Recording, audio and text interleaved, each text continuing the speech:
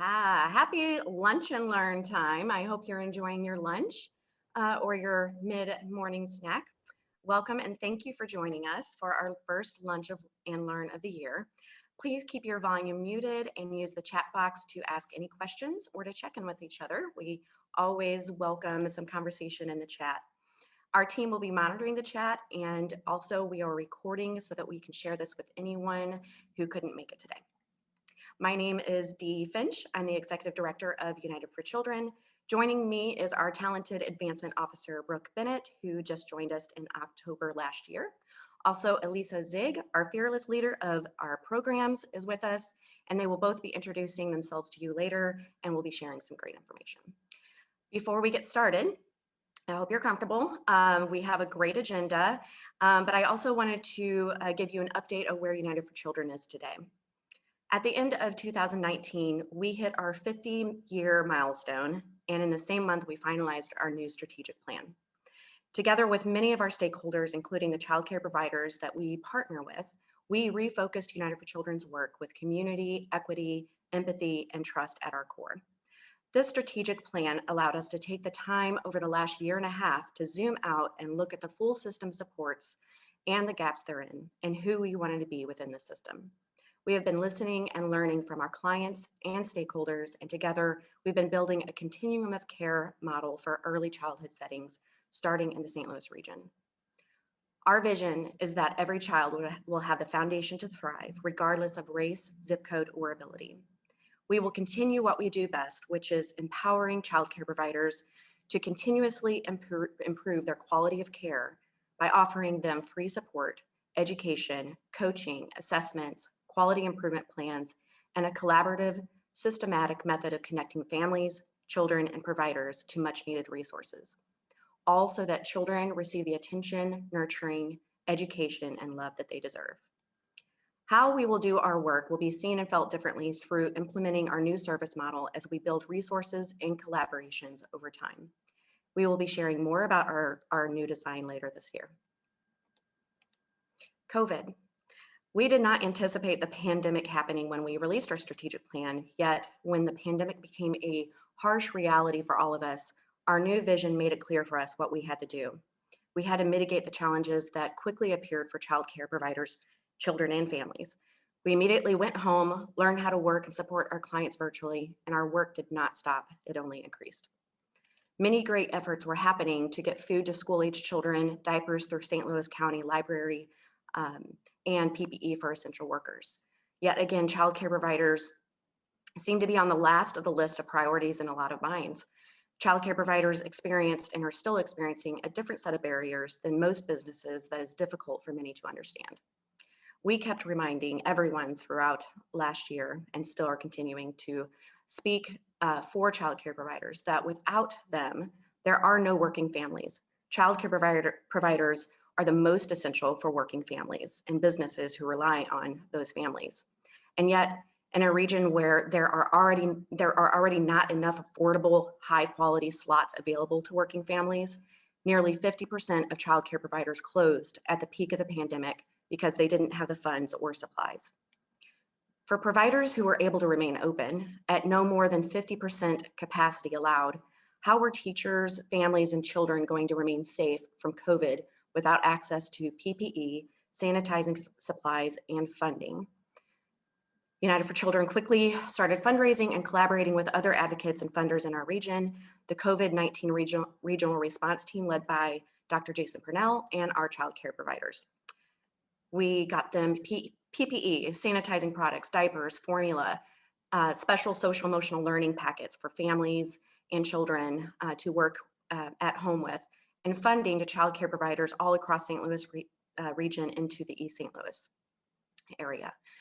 With these funds and supplies, we recruited 9 childcare provider leaders in the regional response team target population to serve their neighboring childcare providers and families. We call them the community collective hubs. We raised over $200,000 that afforded hundreds of thousands of cleaning supplies, equipment, PPE, stipends to the hub leaders for their additional work and distribution, and funds to 122 struggling childcare providers. Even though we accomplished a lot in a short period of time, We're not post-pandemic yet. And for the most marginalized, including childcare providers and families in low-income populations, we won't be for years without more investments. Childcare providers who are still open are still struggling to survive. Those who had to close are still figuring out how to reopen. Working families are struggling even more than ever to find safe, high-quality, affordable childcare. PPE, cleaning supplies, diapers, formula, and funds are drying up for many in our region. I'm hopeful that the system that United for Children envisioned and quickly implemented last year can continue with your continued support and advocacy. Children are still experiencing more trauma than ever in our history, and we must not forget the essential nature and impact to our communities that early childhood educators provide. We must continue to create educational and developmental opportunities for every child in our region. We are so happy that we're not alone in our vision for vulnerable St. Louis children and communities. Thank you for making children a priority and being here today. Today, we have a great agenda. We used the feedback we received last year at our Lunch&Learns and created a series that is going to dive into more deeply of the why United for Children does the work we do and why our most vulnerable children in our communities need more investments into early childhood learning. Today, we have Dr. Chantel Meek, who generously donated a presentation to us for our Lighting the Way Gala last year, but we didn't have the chance to play it. We ran out of time. We were having so much fun. Dr. Meek is a professor of practice and director for policy at the Center for Child and Family Success at Arizona State University.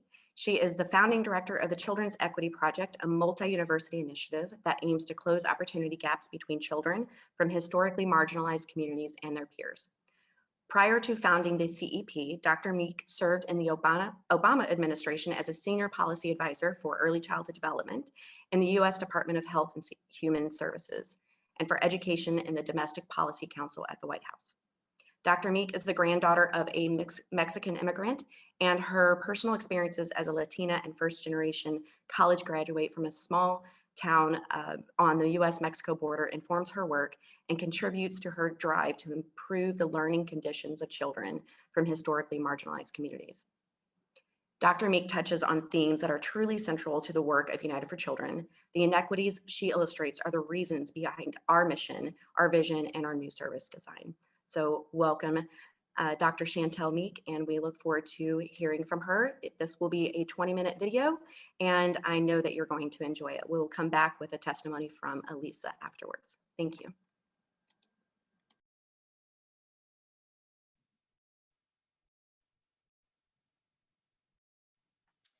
Good evening, everyone. I am so delighted to be here with you this evening for such a special and important event for United for Children. My name is Chantel Meek, and I am the founding director of the Children's Equity Project at Arizona State University. The Children's Equity Project is a national initiative that aims to dismantle systemic racism and create more equitable learning systems for young children from birth through the early years. We work at the nexus of research and policy and practice and have partners across universities and nonprofit organizations across the country. So we're going to talk today a little bit about dismantling the preschool to prison pipeline. We're going to talk about what it means. We're going to talk about why it exists and how it's perpetuated. And we're going to touch on how we can all dismantle it together through the good work of United for Children and organizations across the country. So let's get started.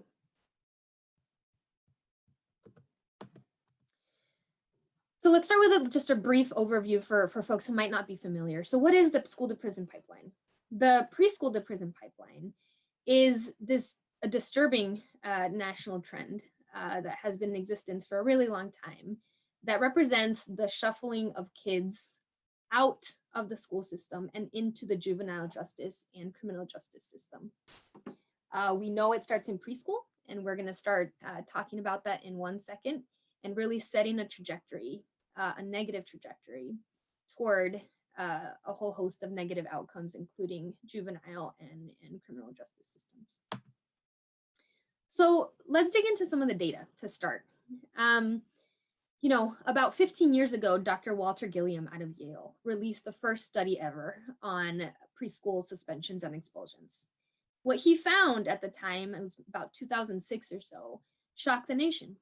He found that kids were pushed out of school early and often and disproportionately. He found that Black children were much more likely to be the subjects of this push out than their white peers.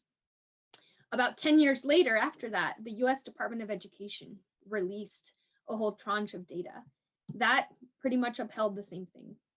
Black children were being pushed out of preschool at alarming rates. What they found is what you see in this graph, that Black boys only made up a little bit less than a fifth of the preschool population, but made up 45% of all boys who were suspended in school. Black girls, the disparity was even worse. They made up about a fifth of girls in preschool and 54% of female suspensions. So when we look at these stark numbers, they shock the conscious, and they did that 15 years ago when Dr. Gilliam released his data. They did that 10 years, back in 2014 when the U.S. Department of Education released this data, and they continue to do that because while we all know, or most of us know that racism is alive and well, it is shocking to know that it is happening to children this young who are just out of diapers. Earlier this year, the Children's Equity Project released a new report looking at the state of equity in young children. And we took those data and we broke it down by state to see how states were faring in this racial disparity. And what we found was that there was a racial disparity and that Black children were over disciplined in every single state in the nation. There wasn't a state where that wasn't the case. And the severity of the disparity varied, of course. As you can see, those, including Missouri with the darkest maroon, are the ones that have the highest, more substantial racial disparity between Black children and their peers. But it's really a problem nationwide in every city and in every state. So we step back from the data and we start unpacking why. So why is this happening? Why do these patterns exist? Why is it so consistent? Why? The question that comes up often, do Black children just behave worse? And lots and lots and lots of research has found that that answer is no. There is not a single shred of evidence that finds that Black children have worse, more severe, or more frequent misbehavior than their peers. The other natural question that we hear all the time is, could it be an income thing? Could it be that Black children and other children of color are overrepresented in lower income groups that may affect their behavior, that may affect suspension expulsion? And again, the resounding answer to that question is no. Even when we control for income, race continues to be a significant predictor of being pushed out. So what does it mean to control for income? That means that when we compare low income white children to low income Black children are still overpunished. When we compare high income white children to high income Black children are still overpunished. So even when we control for that, when we take that out of the equation, Black children and race continues to be a significant predictor. So what's going on here? What could be explaining these trends? Well, Dr. Gilliam, again from Yale University a few years ago, looked at different factors that are associated with being expelled and suspended.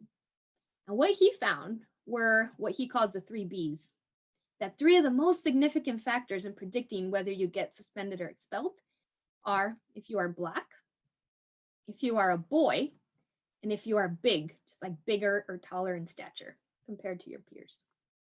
So I'd like for you all to reflect on those 3 Bs just for a second and to think about what those 3 Bs have to do with challenging behavior.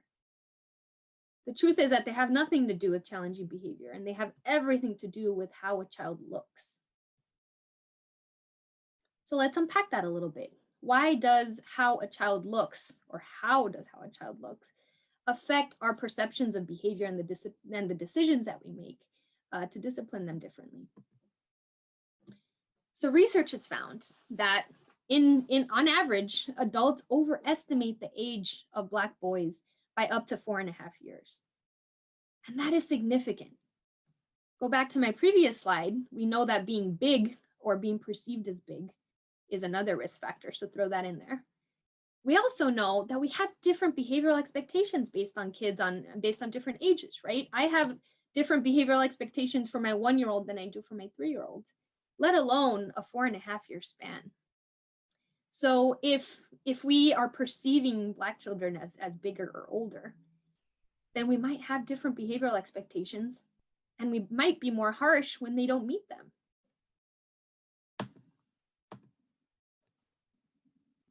So number 2, Black children are more closely watched and they're more scrutinized than their white peers. So back in 2016, researchers out of Yale University conducted a study using eye tracking technology. And what they did is they asked teachers to watch a video. And this video had 4 children playing together at a table. It was a white girl, a white boy, a Black girl, and a Black boy.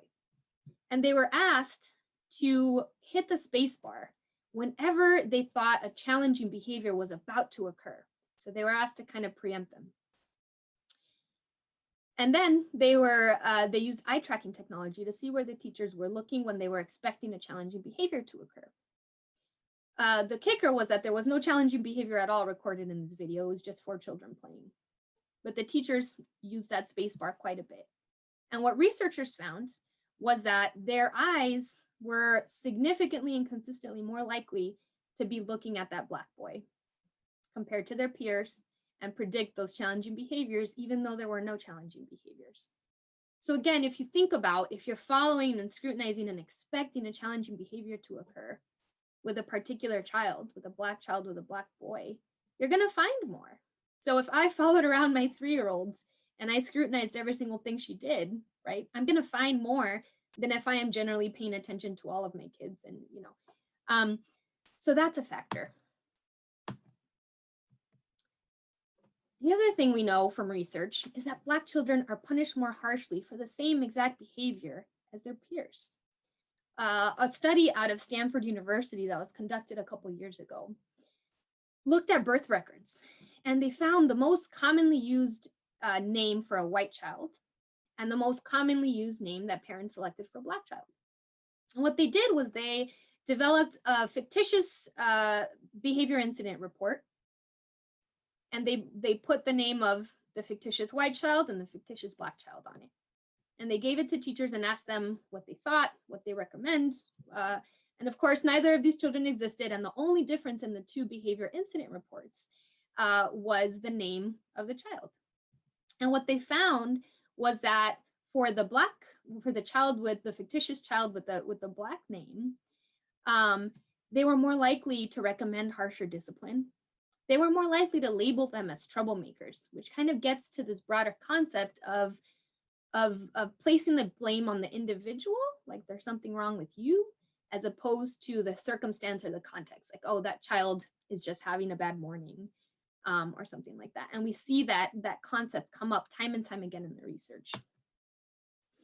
So 4, Black children are more likely to be punished for subjective behaviors compared to objective behaviors. So what do we mean by that? Subjective behaviors are things that require some interpretation by the adult, right? So things like defiance. Well, how you define defiance can vary. Things like being disruptive versus objective behaviors like biting, or in older kids being caught smoking, or committing some kind of vandalism, something that is objectively true, right?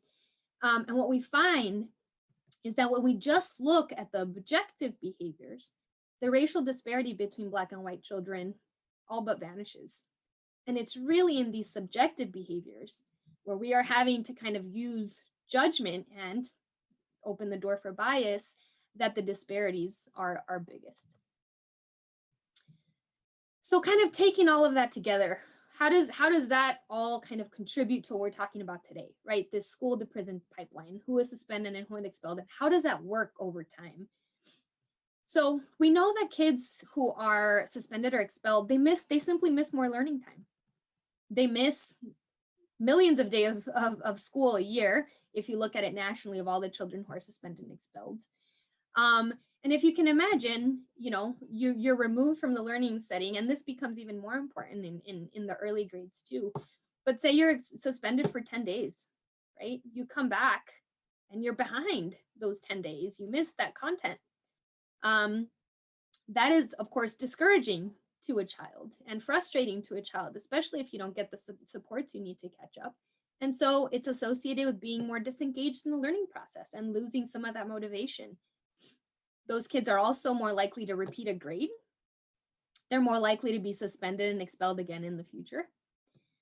And can you imagine? Okay, you lose 10 more days. Now you're 20 days behind. And then maybe the following year you lose 10 more. And over time, those add up and those kind of cascade and result in a snowball effect almost.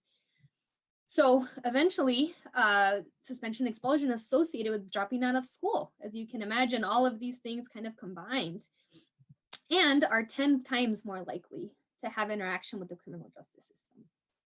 So as we just reviewed, it's not that Black children are behaving any worse, that they are jumping into this pipeline on their own, or that their families are pushing them into this pipeline, or that any sort of decision by anyone, right, in the child's orbit is causing this.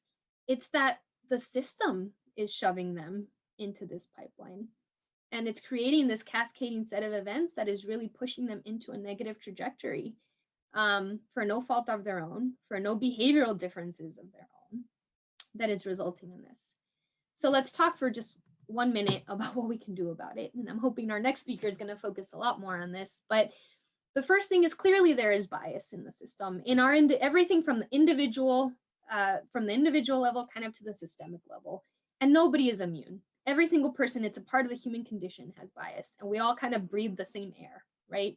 So ensuring that implicit bias and racial equity training is a part of orientation when someone is hired, and a continuous training and topic of professional development is key. My friend and colleague, Dr. Rosemary Allen, who speaks extensively on this issue, always says that being aware is halfway there. And so it's critical to kind of keep this at the forefront with continuous coaching, again, on all of these issues. The next piece is really data. If we are not collecting data and disaggregating and parsing it by race, then we are blindfolding ourselves to the issue, and then we're never going to be able to address or fix the issue. We have to be collecting data at the classroom level, at the program level. We have to disaggregate that data by race, and disability, and gender, so that we know continuously, okay, where are disparities and how can we address them?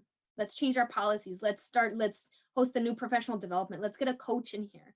Let's change our family engagement strategy, because coming in eyes wide open, you can then pinpoint where your problems are and go in and address them.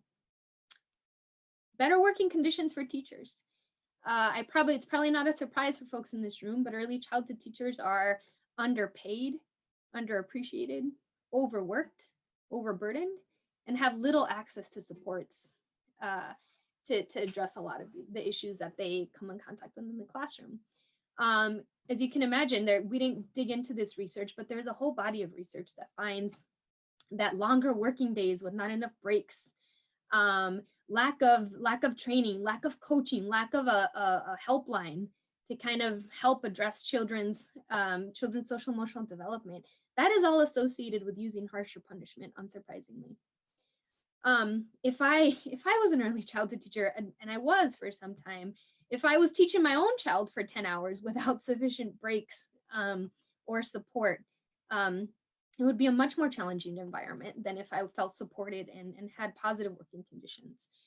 And then finally, really working to support all children's social emotional development and providers' mental health, because there's other research that finds that things like depression and anxiety and stress are also associated with pulling out these harsher forms of discipline. So I'm going to leave you with a metaphor that really kind of tries to encapsulate this work and the work of all of us and the work ahead, from the Racial Equity Institute in North Carolina. And it goes like this. If you can all kind of close your eyes just for a second and imagine, it's a beautiful day outside. You walk outside, you're in this big field, and you come across this lake. And you find in the lake a dead fish. The fish is belly up. You would probably wonder what happened to that fish, right? You would probably wonder, well, did that fish eat something it shouldn't have eaten? Is that fish sick for some reason? Did it get caught in some kind of fishing material? What happened? What is wrong with that fish? Well, imagine now you walked up to that lake and instead of one fish belly up, you saw half of the fish in that lake belly up. At that point, you would probably stop asking what's wrong with each of these individual fish, and you would probably start wondering if there was something in the lake's water that was making all of these fish sick. Now imagine you continue walking, you come across another lake, and another lake, and another lake, and 10 more lakes. And half of the fish in every lake are floating belly up.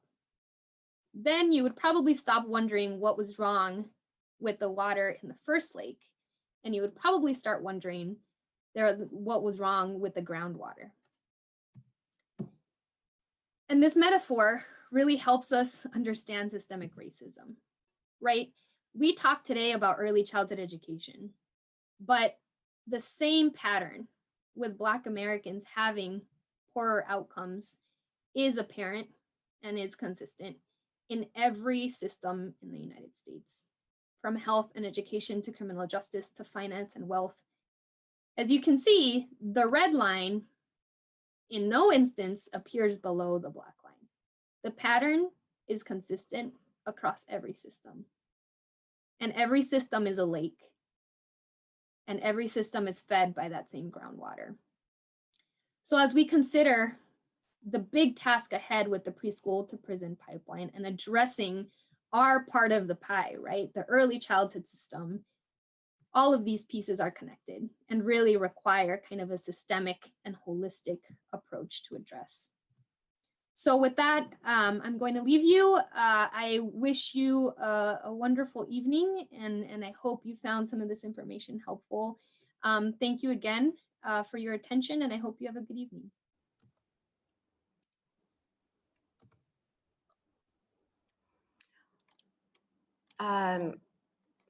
So that is why United for Children does what we do. We are firmly committed to being an anti-racist organization. Internally, externally, we have been doing a lot of work of, again, with our strategic plan, refocusing on the inequities that we are addressing and that our work should address. And Lisa Zig is our program officer. She's going to share a little bit more what this looks like in the daily work of United for Children. Elisa? Hi, everybody. I am so looking forward to sharing just kind of a quick glimpse of what this really looks like in action at United for Children. So a couple of things to just note is that you can see from this video with Dr. Meeks the critical elements needed to reduce preschool suspensions, and ultimately the preschool to prison pipeline include the following 4 things. Early childhood educator professional development on racial equity, mental health, and social emotional well-being. Early childhood educator relationship building and coaching. Gathering data on child milestones, quality program environments, and rates at which educators implement these changes in their classrooms. And the final piece is being an advocate and partner with agencies to make a better work environment for early childhood and youth educators. So what does this look like in practice at United for Children? So I want to tell you about a story about a precious little fellow that I know so well. His name is Marquise. He is sweet, funny, he loves art and basketball, and he is a 3-year-old Black boy who was scoring significantly under on meeting his developmental milestones. In less than 1 year, Marquise moved to 3 different childcare providers.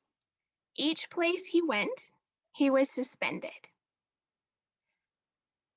Thankfully, our staff member, Lakeisha, connected with Marquise's mom and told her about the inclusion services with United for Children. So immediately we jumped in to help Marquise find a new childcare program that was open to receiving support and helping him transition into care. A side note, this childcare program that we selected had previously been in United for Children's Social Emotional Early Childhood Project to get direct training and coaching on how to support children in the childcare setting. So again, our staff member Lakeisha then worked with this childcare provider, the classroom teacher, the mom, and Marquise to help him be successful. A couple of those things were things like making a social story, building a customized cozy spot with things that Marquise loved, and creating intentional movement breaks in the daily schedule to help Marquise let his energy out. These strategies, along with education for the teacher, continued on-site coaching to problem-solve strategies, allowed Marquise to stay in this program for over a year until he went to kindergarten. This consistency with one teacher, a focus on self-regulation, social emotional skill building, and learning through play allowed Marquise to enter kindergarten on target with his developmental milestones. And he was even the first one in his class to read on grade level. Over the last 3 years, United for Children's Inclusion Services have helped 83.3% of our children maintain placement in their childcare program and not be suspended. This service, our inclusion services, along with all of our other services at United for Children, combine to work to intentionally break this pipeline. We offer the exact services highlighted as the critical components it takes to break this pipeline. But right now, these services are limited based on current funding. Our goal moving forward is to be able to offer all of these life-changing services to every child, regardless of race, zip code, or family income. And I want to thank you from the bottom of my heart today for being here and helping us work towards this goal.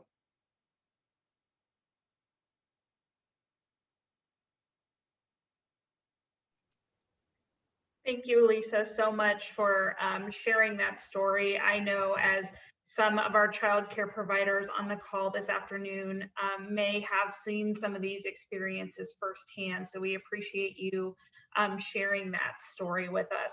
As I mentioned earlier, Brooke Bennett, the Advancement Officer with United for Children, thank you all so much for attending our first Lunch and Learn of 2021. It's exciting to be in the new year with all of you, and it's been a pleasure spending our afternoon with you. And before you leave us today, we wanted to keep you updated with our future exciting opportunities here at United for Children. We appreciate your attendance here today and hope you can join us for the rest of our series. These events are quarterly, and our next Lunch and Learn is happening on Thursday, April 22nd. And additionally, we have dates set for July 22nd and October 28th. So mark your calendars now. I'll give you guys a few minutes just to kind of write those down on your Post-it notes so you know that we get you guys for those dates. The exciting thing about our Lunch and Learn series is that the focus this year is unique on highlighting a network of collaboration, and it builds on throughout the series. We're excited to highlight many aspects of our work here at United for Children through real-life stories from our program staff, firsthand experience from child care providers in our community, and learn from our partners about their work and how it interlocks with organizations in the community. We know this work is important, and we look forward to having you being involved in our story. Before you leave, make sure you connect with us. We share weekly about highlights from the hard work of our staff and childcare providers. We're on all social media platforms. We also invite you to join our mailing list so you can receive important updates, different newsletters that we are starting this year, and other heartfelt stories from our community.